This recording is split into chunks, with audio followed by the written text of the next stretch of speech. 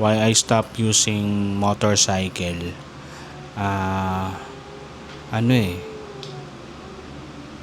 malaking problema kasi. Saka malaking gastos.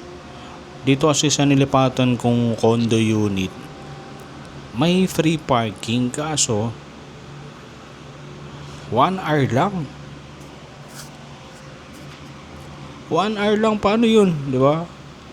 Pag lumagpas ka ng 1 hour, ikaklamp na yung gulong mo. So, paano ka makakalis? Ibig sabihin lang nun, sa 1 hour na yun, dapat mabilis ka lang. Konti lang yung magagawa mo dito sa condo. Hindi ka pwede matulog. Pwede ka sigurong maligo, pero wala. Magbabayad ka ng 300 pag naklamp. O 500 ata yun.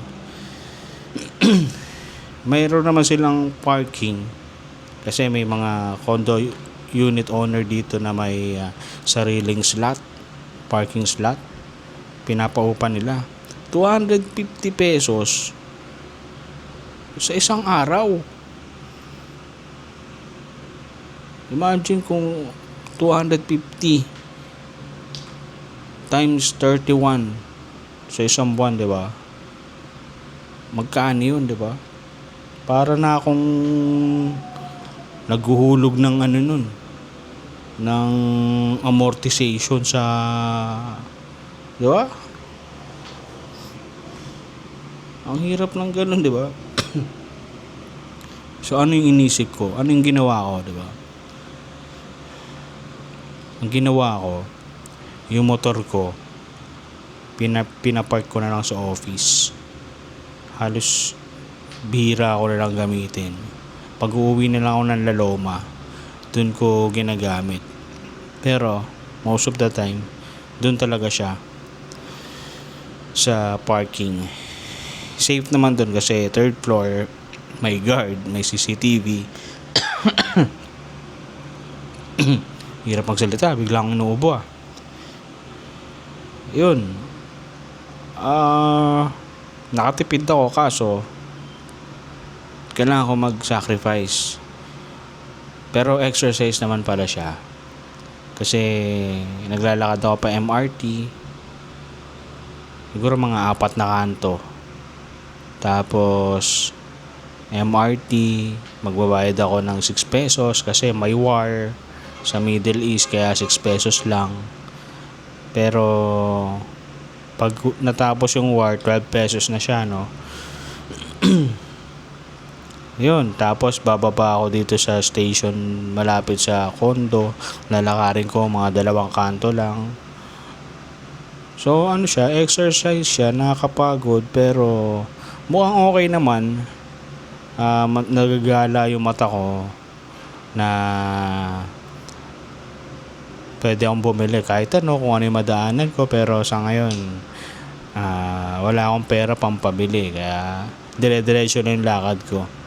Nagpa-face mask na rin ako kasi ayoko ma-recognize ng mga tao, kasi pag hindi ako naka-face mask, may mga may mga nagpapa-picture ganyan.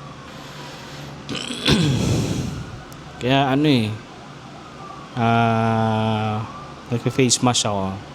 Lalo na pag okay, mas okay kasi sa MRT, guys, kasi pag papasok ako, konti lang yung tao sa MRT. Kasi papuntang papuntang north. Kaya konti lang yung pasahero. Pero kung papuntang south, siguro puno yun. Kaya pag nasa platform ako, halos lang kami, konti lang. Tapos sa kabilang side, talagang sobrang dami nakapila, dami nakatingin sa'yo, ganyan. Kaya nagpa-face mask din ako kasi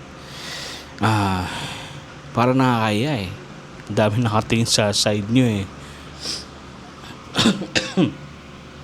So yun, ano pa ba, okay naman. Hindi ko naman gustong bumalik sa 12 pesos yung pamasahe sa MRT, pero mas okay na rin siguro na wala ng wire, no, para maging mura na lahat. Ang problema lang talaga, paano ako makakuha ng parking slot dito, no? Kaya tinatry kong magkaroon ng maka-connect dun sa Viber group ng mga nakatira dito kasi baka may masuggest sila, may mas mura, 'di ba?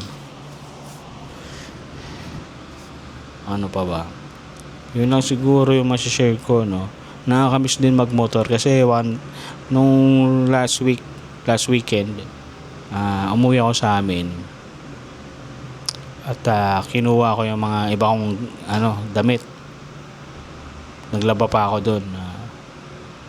Tapos nagmotor ulit papuntang church sa CCF. Tapos yun na, bumalik ako sa office, pinark ko, tapos lakad MRT, pauwi dito. Medyo nakakapagod siya pero